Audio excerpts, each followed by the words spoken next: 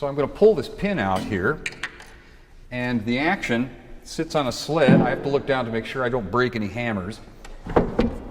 And out it comes. Now, on this piano, the hammers are leveraged up. When I rock the lever, it pushes a little beak here right past a thing called an escapement.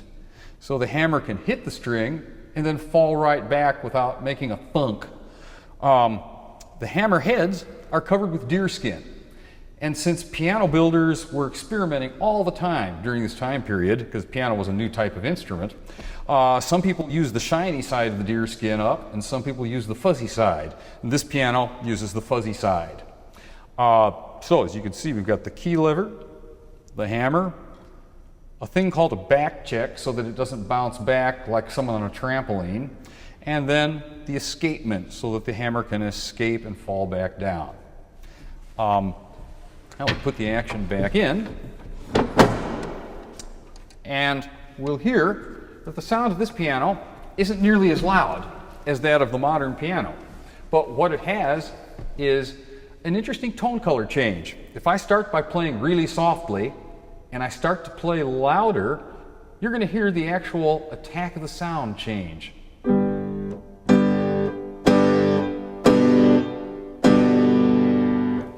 The treble range of the instrument was said in the 18th century to sound a little bit like woodwinds, I think especially clarinet, but the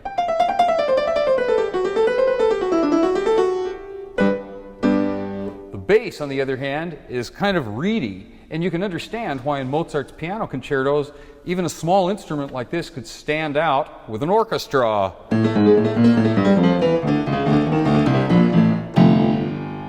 So.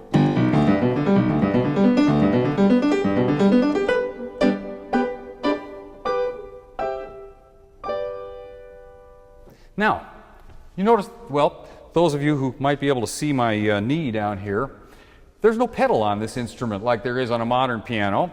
If I want to lift the dampers, I do it with my right knee.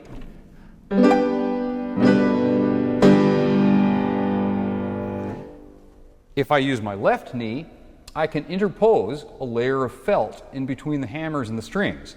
And that's called a moderator. It disappeared from the piano. It was never on English pianos, which are more the direct ancestors of the modern piano.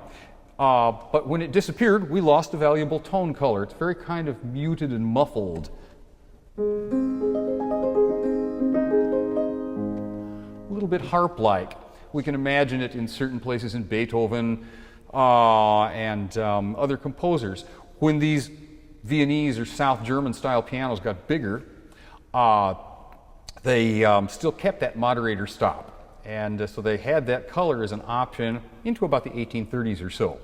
But this is the piano that Mozart would have played his concertos on, and as we can see when we progress over to the modern piano, that it is it's gotten a little bit bigger. The modern piano arrives on the scene probably sometime in the 1850s or 60s, and one of the first pianos to really attract a lot of attention as a modern piano is the American Steinway piano.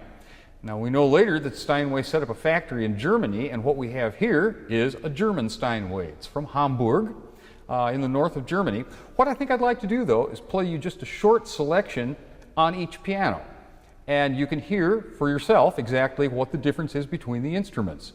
So I'm going to give you about 8-10 bars of a Mozart piano sonata on this piano, and then I will take it over to the modern piano.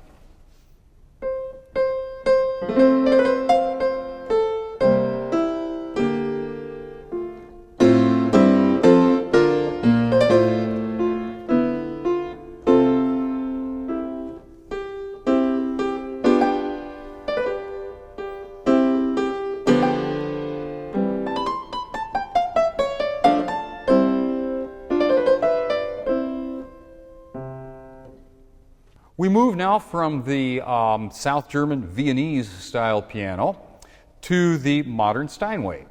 And we've just heard that short example from Mozart, and we're going to hear that again on the modern piano. Now, among things that happened before modern pianos really come to be is that this instrument, the Viennese piano, is entirely wood framed. And pianos would be wood framed for 20, 25, maybe 30 years later. But in the 1820s, an American named Babcock invented the idea of a metal part, or metal parts, to support the piano more. The other thing that you can't see, but this instrument has a solid bottom. So the soundboard, like on a harpsichord or a clavichord, forms a baffle. These still owe a certain amount to harps and guitars. But as I move over to the modern piano, we're going to see that nowadays we have a full cast iron plate that sits inside the instrument. You can see that the instrument is much more massive. And this case, the curved case, is made with layers and layers of laminated wood, steamed and bent over a period of about a month. Now, we need this big metal plate in here, and it would take several strong people to put it in, because this instrument, fully tuned like it is right now, supports a pressure of about 30 tons inside. So you want to make sure you never drop one off the stage. That'll implode. But let's hear the Mozart example played on this instrument, and you'll get a difference, or a good sense of the difference of how the instruments make their sounds.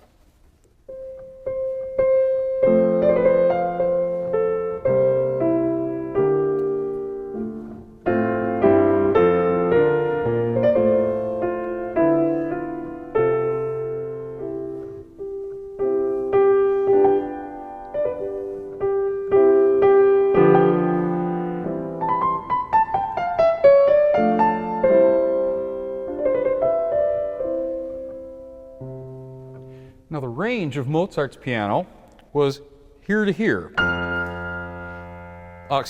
There to here. This is called contra F.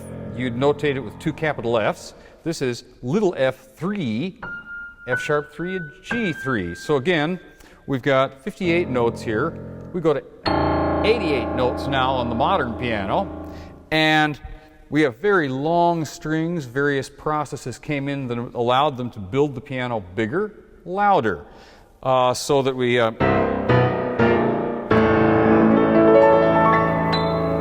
get a sound of incredible power and brilliance, but the tone color remains basically the same. If I start from the softest sound and go as loud as I can, the volume will change, but the tone color really won't.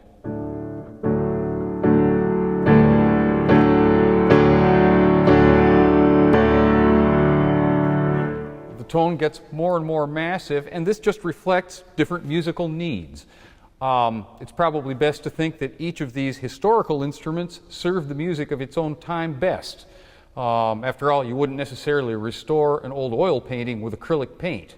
And so even if you choose not to play the historical instruments, if you study them and how they work, it will modify your approach, I think, to make for a clearer, nicer performance on the modern instrument. Those of us who choose to eat everything on the plate will play all the instruments.